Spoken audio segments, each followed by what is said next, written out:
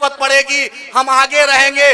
जब भी जब हमारे संविधान पे खतरा होगा हम अपना तन मन धन लुटा देंगे, लेकिन हम नाथूराम गोडसे और आरएसएस के मानने वालों के साथ नहीं झुकेंगे। ये हमारी मिट्टी है, यही चंपारण की सरजमी है। इतनी पावन धरती है, इतनी मुकद्दस सरजमी है कि आपने मोहनदास करमचंद गांधी को महात्मा गांधी बनाकर भेजा। उस बैरिस्टर को आपने महात्मा का लक़ब दिया।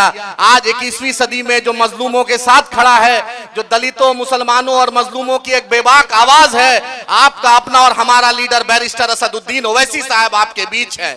हमने आपसे वादा किया था कि इंशाअल्लाह चंपारण की सरजमी पर जरूर बैरिस्टर साहब आएंगे और आज अल्हम्दुलिल्लाह बैरिस्टर असदुद्दीन ओवैसी साहब आपके बीच है।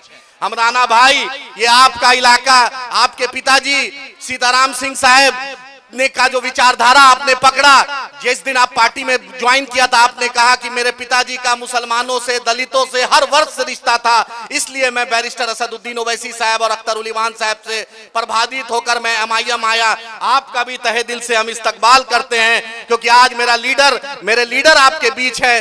तमाम लोग का इस्तकबाल, क्योंकि ये पीर मुनिस की धरती है जिसने महात्मा गांधी को बुलाया। ये बत्तख अंसारी साहब की धरती है जो महात्मा गांधी जी को जहर दे रहा था, अगर किसी ने बचाया तो वो बत्तख अंसारी साहब बनाए। ये बहुत ही मुकद्दस सरजमी है। हम सीमांचल से चलकर मिथिलांचल आए, मिथिलांचल से चलकर अब चंपारण की सरजमी आए, उसके बाद इंशाअल्लाह तिरुत होते हुए हम पाटलिपुत्रा यानी पटना की सरजमी पर विधानसभा में पटना के गांधी मैदान में मजलिस इत्तेहादुल मुस्लिमीन का झंडा बुलंद करेंगे इंशाअल्लाह ताला।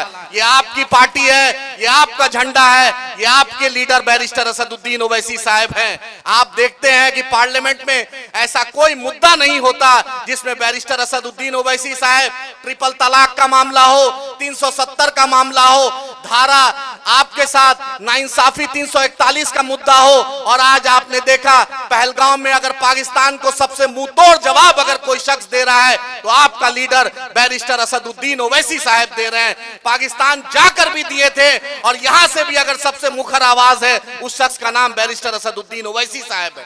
इस मंच के माध्यम से हम बोल देना चाहते हैं, अरे पाकिस्तान जब एक सुई की आप फैक्ट्री नहीं खोल रहे हैं और आप हिंदुस्तान के तरफ देख रहे हैं।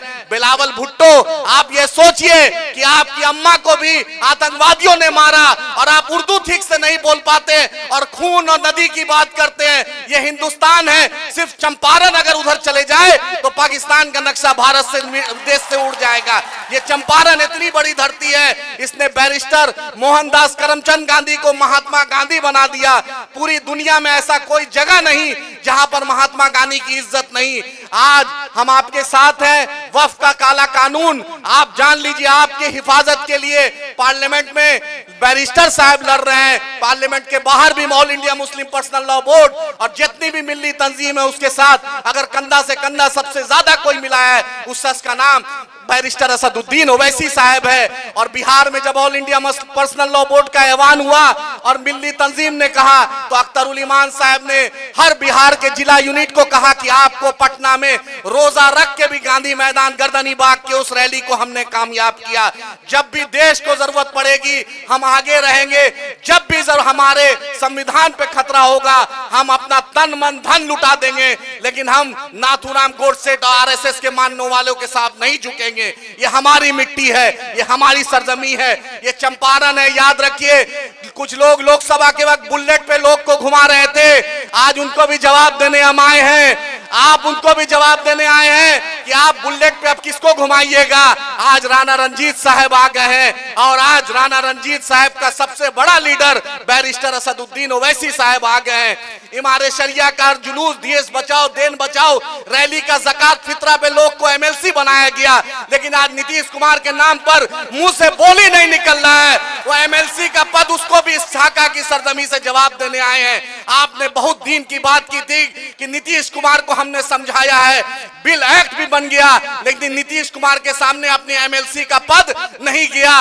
लेकिन हम अख्तरुल ईमान साहब सीमांचल से कर आज चंपारण आ गए हैं। मैं तहे दिल से अपने रियासती सर को फिर से शुक्रिया अदा करता हूं कि राणा रंजीत भाई का जो शिवर का मुद्दा, एक दलित के बेटे को मार दिया गया था, तो सबसे पहले विधानसभा में अगर कोई मुद्दा उठाया तो उसका नाम अख्तरुल ईमान साहब है। तमाम लोगों का शुक्रिया। अपने लीडर को मजबूत कीजिए, अपने झंडे को मजबूत कीजिए, अपनी जमात को मजबूत कीजिए। जय भीम, जय मीम,